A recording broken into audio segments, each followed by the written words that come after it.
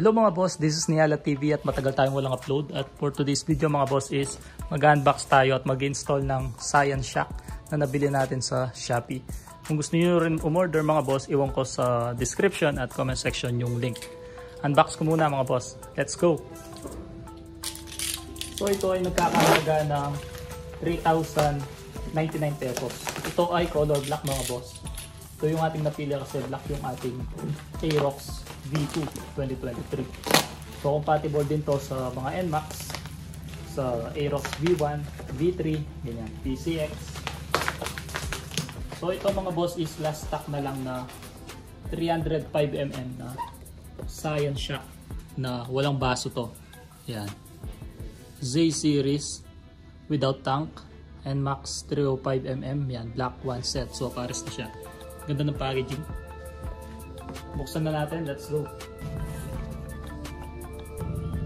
So ibubungad sa atin mga boss is dalawang sticker na Science Performance Parts. So itong brand na to is bago pa lang. So ito ay inintroduce ni Zeno Parts. Tapos meron pa siyang ganito. So ito na yung shock mga boss. Napaka premium looking at ang ganda ng quality. Ayan. So meron siyang sticker sa loob na nakalagay is Science. Ganda. Tapos mga boss is adjustable yung kanyang rebound play. Ayan. Pakaliwa is soft. Tapos pakanan is hard. Okay. Ayan. So napipihit yung sa ilalim niya. Dito naman sa taas mapapansin nyo meron siyang Science na nakalagay. Tapos pwede mo pang pihitin itong pinakataas niya para ma-adjust naman yung spring preload niya. So meron tool dito. Ayan. Tapos may mga bushing pa. So pwede siya sa ibang motor. Ayan. Tapos mga boss, itong bottom part niya is naalis din to. Pwede nyong i-adjust. Yan, pwede nyong taasan. So salpak na natin sa ating Aerox V2. Let's go! Kung napanood nyo pala yung ating recent video mga boss is ito yung shock na ating nilagay or sinalpak dito sa ating Aerox. So ito ay KYB Indonesia made. Ibebenta ko na lang ng mas mura. So iwan ko na lang sa description yung link kung gusto nyo ng COD nitong ating KYB shock na Indonesia made. Nabaklas na natin yung isang shock sa ating Aerox. Tapos itong Science Shock is sinukat ko muna itong tornilyo na galing dun sa taas ng ating Aerox. So ayan, sukat naman siya. Di mo na kailangan na magpalit pa ng bushing. So plug and play lang siya mga boss.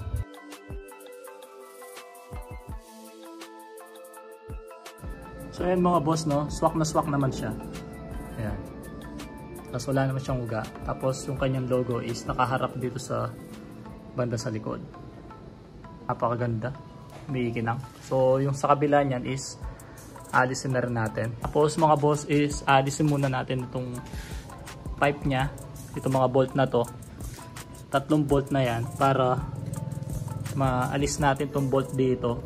Tsaka itong shock para maalis natin ng madalian lang.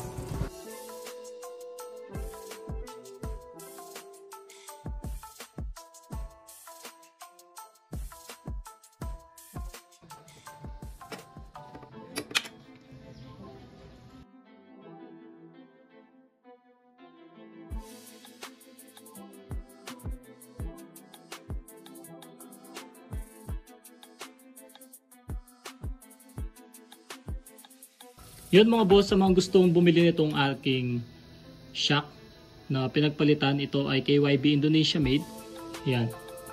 Nasa description at comment section yung link. COD natin via Shopee. Okay, meron akong Shopee store. Yan lang naman yung ano niya. Issue, yung dent na yan. So matatago naman niya kapag naka-install na. Pero yung overall na itsura nitong ating KYBs, okay na okay naman. Ayan, wala naman siyang tagas mga boss. Ganun din dito sa kabila para makita nyo yung quality. Ayan. So malinis na rin yan. Pinunasan ko na. Nilinis ko na. Yun. Check nyo na lang yung description at comment section. Yung bibili ng ating KYB shock mga boss is meron siyang Niala TV sticker. Ayan, isang piraso. Ayan mga boss, binalot ko na. Check out mo na lang. So nandiyan na rin yung free sticker. Safe na yan. Tapos ito yung box na ipapadala ko. Ayan. So yung Science pa rin. Yun, safe na mga boss. Yan, nakatape na. safe na yan. So bibigyan na lang natin ng bubble wrap.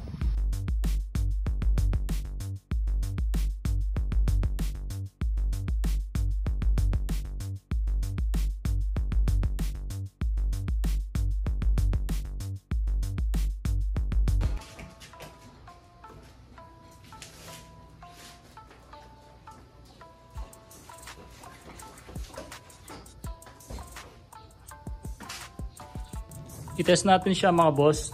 Nilagay ko siya dun sa pinaka hard na bounce. Okay, tignan natin kung effective, kung gumagana talaga yung kanyang pihitan.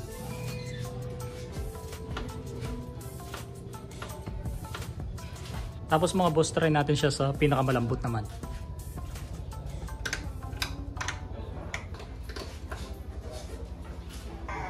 Yan mga boss, nakaset na siya sa pinaka malambot. Try naman natin.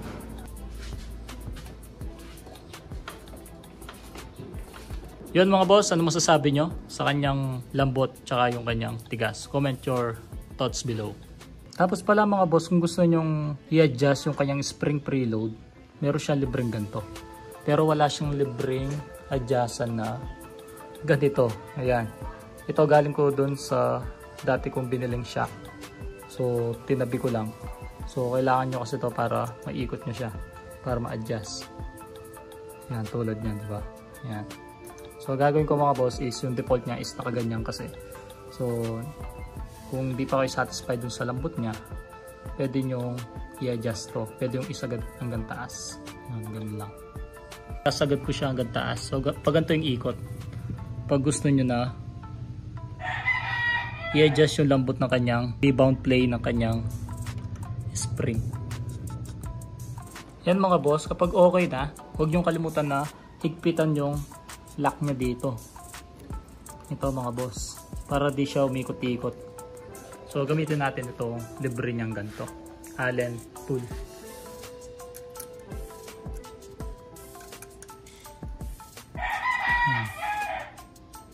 Saktong higpit lang mga boss. Oh, okay na. So hindi na siya iikot. Nakapix na siya. Ganon din sa kabila. Yung ikot naman mga boss, para sumagad siya pataas is pa counterclockwise. Okay, pag ganito.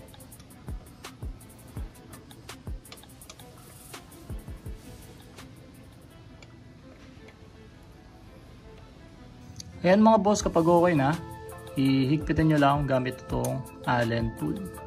Ayan, saktong higpit lang mga boss. Oh, pwede na yan. Pwede na siya iikot. Yan mga boss, itetest ko siya ulit kung okay na yung kanyang play, kung gusto ko na yung kanyang play.